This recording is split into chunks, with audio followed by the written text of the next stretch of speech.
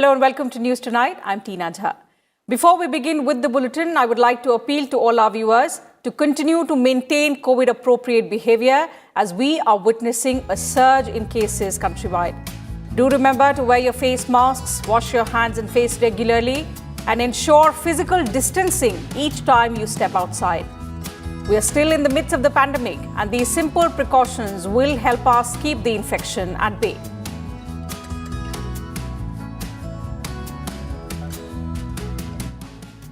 And let's now get you the headlines of the day. Campaigning intensifies for the single-phase assembly elections in Kerala and Tamil Nadu. Prime Minister Narendra Modi addresses election rallies in both these states, says nation against the politics of nepotism. Star campaigners of DMK and UDF also hold public meetings.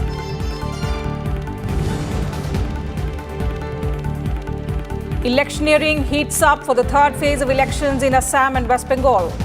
Home Minister Amit Shah says the BJP will win Bengal with overwhelming majority. Chief Minister Mamata Banerjee exudes confidence of winning the Nandigram seat.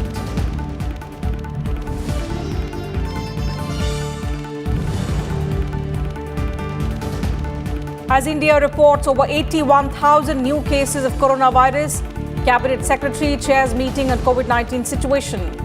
Urges states to take strict action, ramp up testing to contain the spread.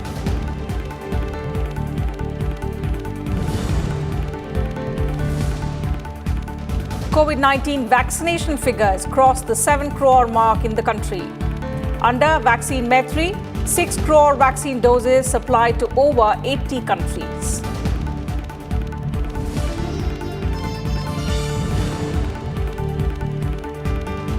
And Vice President M. Venkaiah Naidu stresses upon promoting and propagating mother tongue. At a book launch, urges people to work for the betterment of their native places.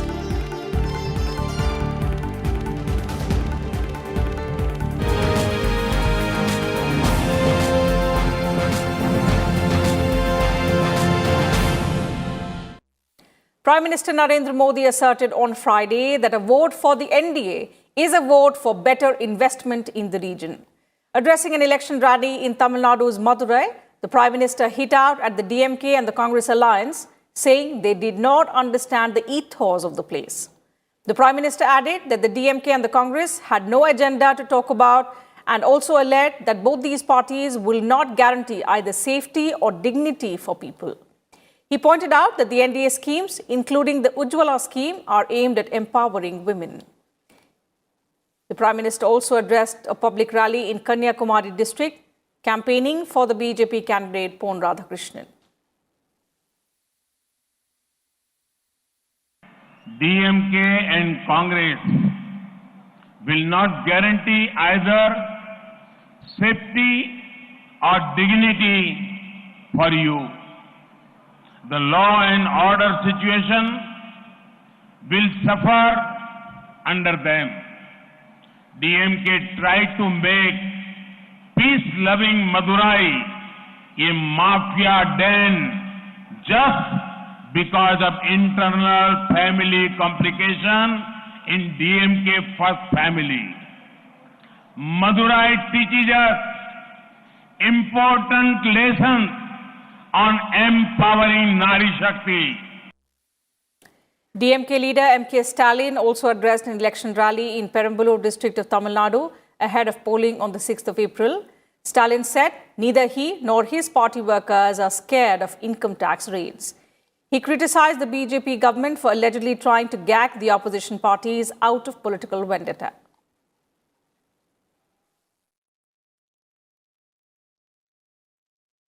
Prime Minister Narendra Modi came down heavily on the ruling LDF and opposition UDF in Kerala, saying that people of the state are tired of both these fronts and they now want the development agenda of the NDA. He was addressing an election rally at Konni in Pathanamthitta district. Reiterating the development concept for inclusive growth, the Prime Minister said, Kerala's professional community in particular reposes faith in the NDA today. The Prime Minister also accused the state government of misleading the people with regard to various development schemes that are actually being implemented by the centre. how the professional community is blessing BJP. They are saying that BJP stands for bringing progressive and educated people in politics. The active presence of a respected professional like Metro Man Sridharan has been a game changer in Kerala politics. A man who achieved so much over the years, who made India's progress faster. He has preferred BJP as a means to serve society. Kerala had decided this time BJP and NDA. Home Minister Amit Shah on Friday promised to completely stop illegal immigration from neighbouring Bangladesh if the BJP is voted to power in West Bengal. Addressing an election rally in Coach Bihar, Amit Shah exuded confidence that on the 2nd of May, Mamata Banerjee will be ousted from power. Accusing Mamata Banerjee of doing injustice to North Bengal, Amit Shah claimed that now she will be looking for another seat for contesting in the elections. He also claimed that if voted to power, the BJP will take up lots of development work, including building an All India Institute of Medical Sciences at Coach Bihar. ये दीदी जो है ये 3T model पर सरकार चला रही है। 3T मॉडल पर इसके 3T क्या है? एक है तानाशाही, दूसरा है टोलाबाजी और तीसरा है तुष्टीकरण। ये 3T पर सरकार चलाती है और मोदी जी 3V पर चलाते हैं। पहला है विकास, दूसरा है विश्वास और तीसरा है व्यापार। ये 3V के आधार पर हम बंगाल का विकास करेंगे। Meanwhile, addressing a rally in Dinhata constituency in Coach Bihar, TMC Supremo and West Bengal Chief Minister Mamata Banerjee exuded confidence that the people of Nandigram have shown that her party's victory is certain. She criticized the central government for privatizing PSUs and asked the people of Coach Bihar to vote for her party in order to ensure development and secularism in the state. Banerjee also made a lot of promises to the people that if her party won the ongoing elections in the state, she would be fulfilling these promises.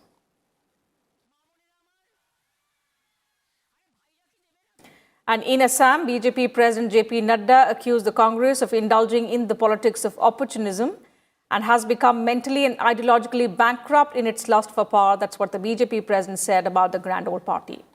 Addressing election rallies in 3 constituencies going to polls in the 3rd and final phase in Assam, JP Nadda claimed that the Congress has forged alliances with communal forces and its relationship with the left parties changes from state to state.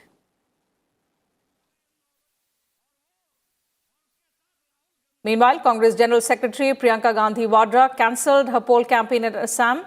In a video message, she said she's been exposed to coronavirus and is self-isolating.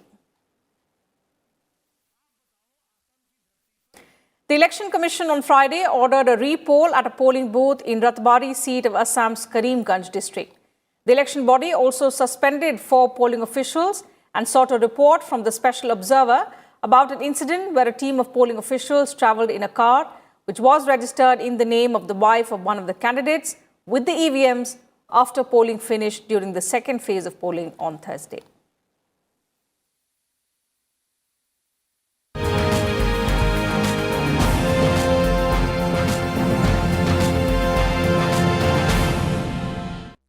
And time for a short break here. More news and updates will continue on the other side. Do stay with us.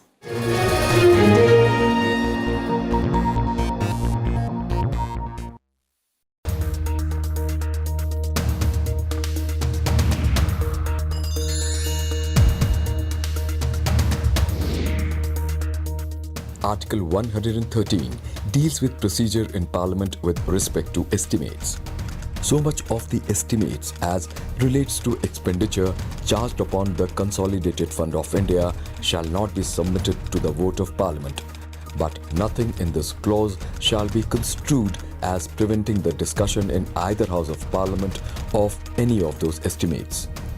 So much of the said estimates as relates to other expenditure shall be submitted in the form of demands for grants to the House of the People, and the House of the People shall have power to assent or to refuse to assent to any demand, or to assent to any demand subject to a reduction the amount specified therein.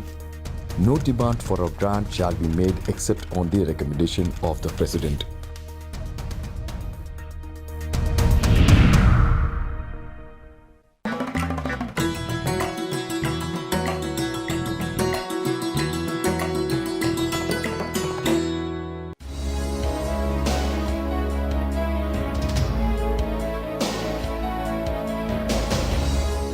Succeeding Muhammad bin Tughlaq, 45-year-old Firoz Shah Tughlaq took over the reins of a shrinking Delhi Sultanate.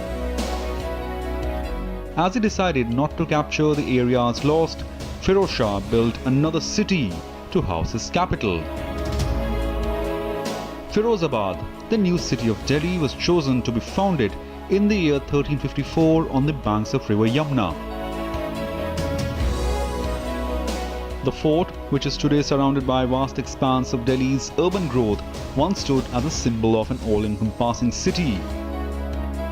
Firoz Shah Tughlaq's kingdom is also remembered for a department of charity called Diwan-e-Khairat. Within his city, he constructed several hospitals, sarais and roads. Opened a hospital for the poor in Delhi called Darul Shifa. Great gardens were laid out in the city. As per the account of Shamsi Siraj Afif, the number ran as high as 1200 gardens. Though smaller in size than the mighty Tughlaqabad, massive ramparts were also built to withstand any attack.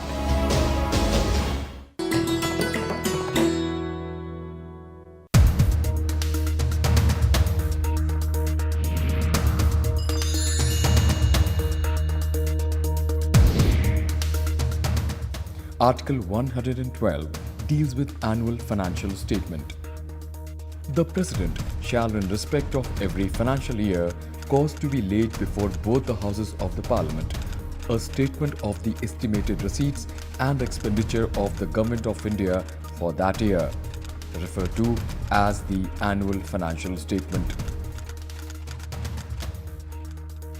The estimates of expenditure embodied in the annual financial statement shall show separately the sums required to meet expenditure described by this Constitution as expenditure charged upon the Consolidated Fund of India, the sums required to meet other expenditure proposed to be made from the Consolidated Fund of India, and shall distinguish expenditure on revenue account from the other expenditure.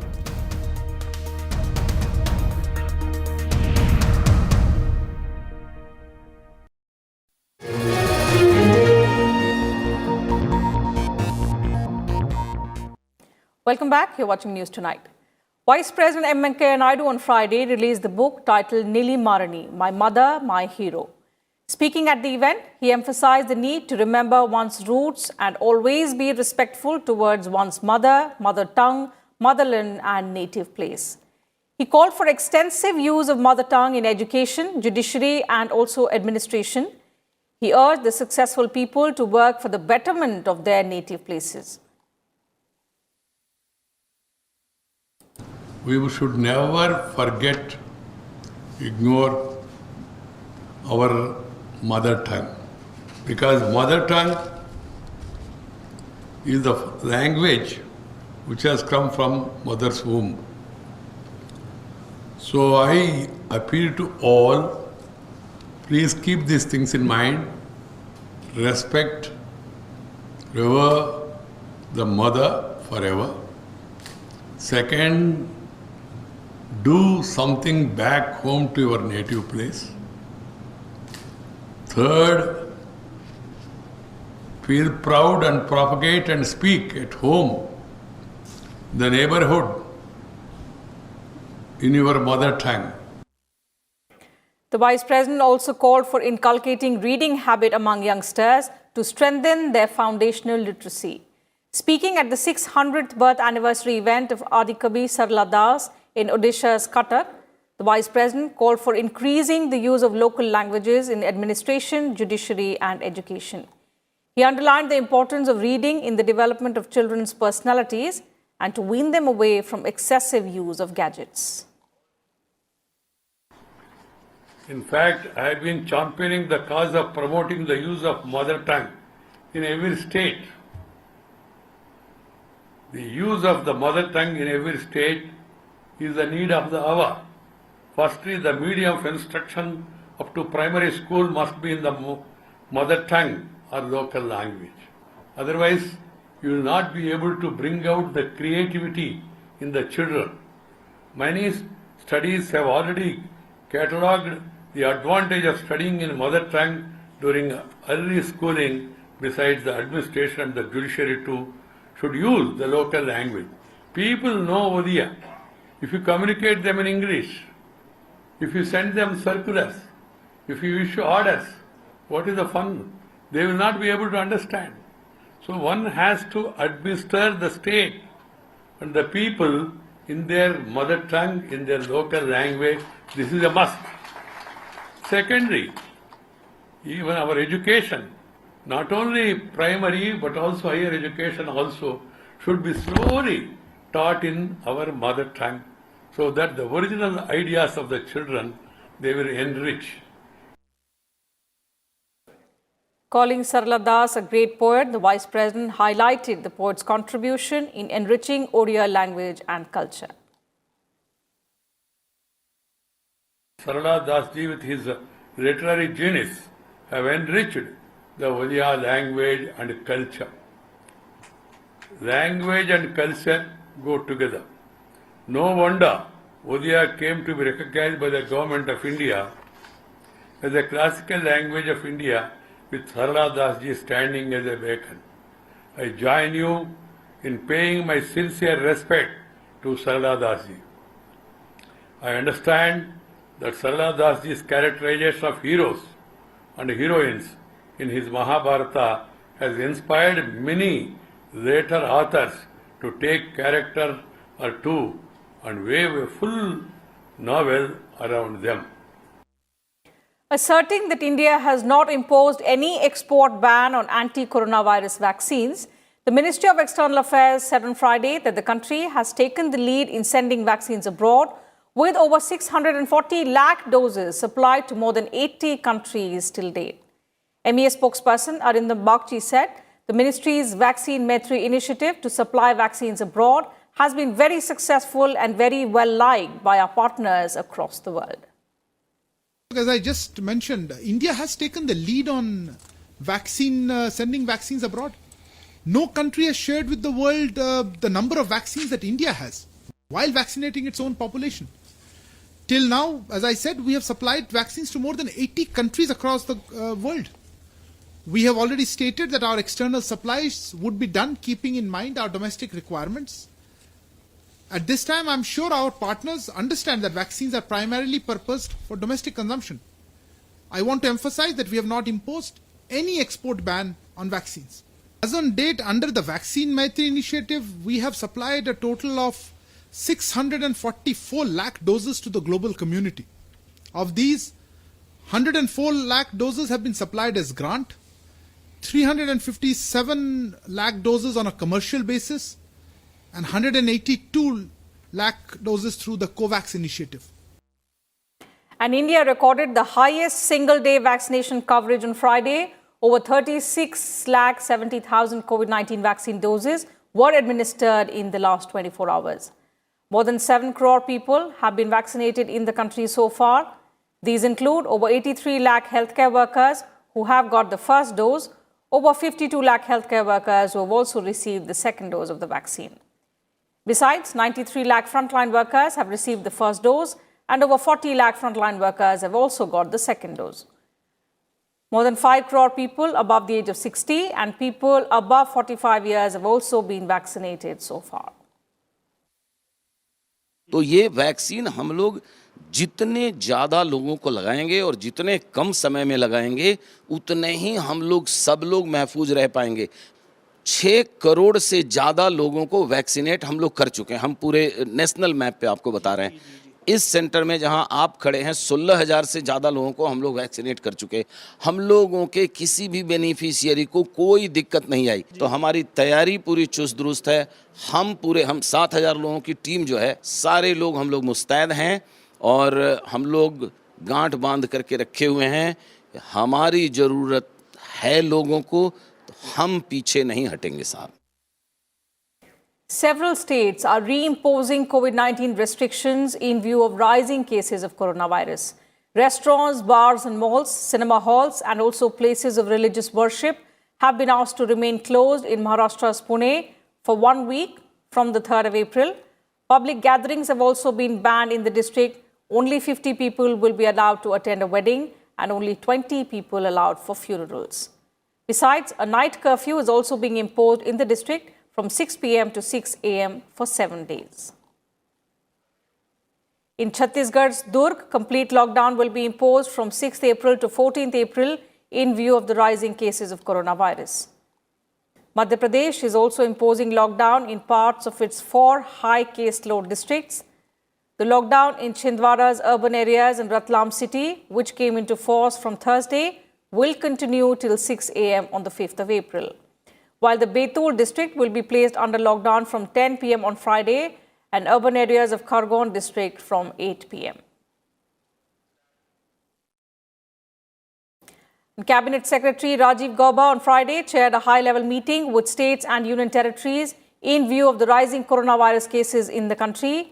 He noted that the COVID-19 situation in 11 states and union territories is a matter of serious concern and is particularly worrying in Maharashtra, Punjab and Chhattisgarh. Gauba added that the 11 states and union territories have either crossed or nearing their earlier reported peaks during last year. They've contributed to 90% of the COVID-19 cases and 90.5% of deaths in the last 14 days.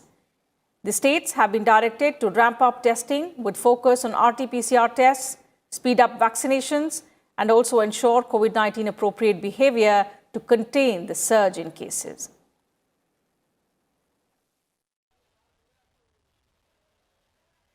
Meanwhile, India's active case load has reached 6,14,000, comprising 5% of the total infections. 81,466 new cases were reported in the last 24 hours, taking the COVID-19 tally to over 1.23 crore. With 469 deaths in the same period, the death toll has reached 1,63,396. Talking about recoveries now, 50,356 recoveries were registered in the last 24 hours. With this, the total recoveries in the country have crossed 1 crore 15 lakh. The national recovery rate, although, has further dropped to 93.68%. Maharashtra, Chhattisgarh, Karnataka, Punjab, Kerala, Tamil Nadu, Gujarat and also Madhya Pradesh have reported a steep rise in daily new cases of COVID-19. 81.25% of the new cases are being reported from just these 8 states. Maharashtra continues to report the highest daily new cases at 43,183. It is followed by Chhattisgarh with 4,617, while Karnataka reported 4,234 new cases of COVID-19 in the last 24 hours. In some other news now, India on Friday condemned any use of violence in Myanmar and said it stood for the restoration of democracy in the country. At a media briefing, spokesperson in the Ministry of External Affairs, Arindam Bagchi, said India has urged for the release of political prisoners and supported any attempts to resolve the current situation, including through the efforts of the 10-nation ASEAN. The statement comes as Myanmar's military continued crackdown on civilians protesting against the 1st February coup. We condemn any use of violence. We believe that the rule of law should be prevailed. We stand for the restoration of democracy in Myanmar. We have urged the release of political prisoners and supported any attempts at resolving the current situation, including through the efforts of ASEAN. We remain engaged on this issue with our international interlocutors and at the United Nations Security Council in an effort to play a balanced and constructive role. India has also expressed hope that China will cooperate to complete the military disengagement process at all remaining areas of Ladakh. MEA spokesperson Arindam Bagchi said that the two sides continue to be in touch through military and diplomatic channels regarding the situation along the line of actual control. A prolongation of the situation in neither side's interest. We therefore hope that the Chinese side will work with us to ensure that the disengagement in the remaining areas is completed at the earliest. This would allow both sides to consider de-escalation forces in eastern Ladakh, as that alone will lead to restoration of peace and tranquility and provide conditions for progress of our overall bilateral relationship. And in a tragic incident in Taiwan, 48 people have been killed and dozens injured after a train carrying nearly 500 passengers crashed and then derailed inside a tunnel. The 8-carriage train hit a construction vehicle that had slipped onto the tracks at the tunnel's mouth. Rescue efforts are currently underway. President Tsai Ing-wen has sent her condolences to the families of the victims and also ordered an investigation into the mishap.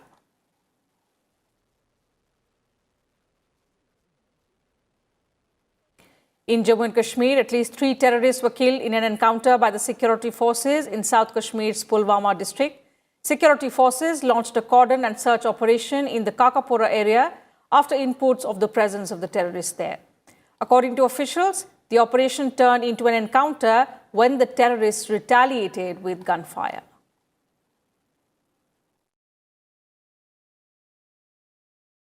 And Good Friday was observed across the world today. The day commemorates the day of crucifixion of Jesus Christ. Vice President M. Venkaiah Naidu greeted everyone on the occasion.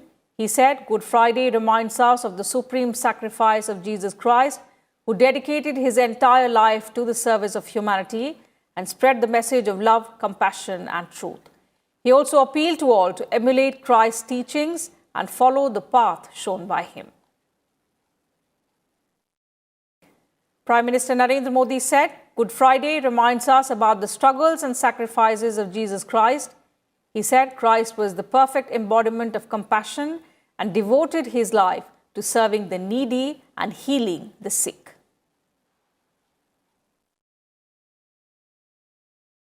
So that's it from us in this bulletin. But before we leave, I once again urge all our viewers to continue to maintain COVID-appropriate behavior in order to stay safe from the ongoing COVID-19 pandemic.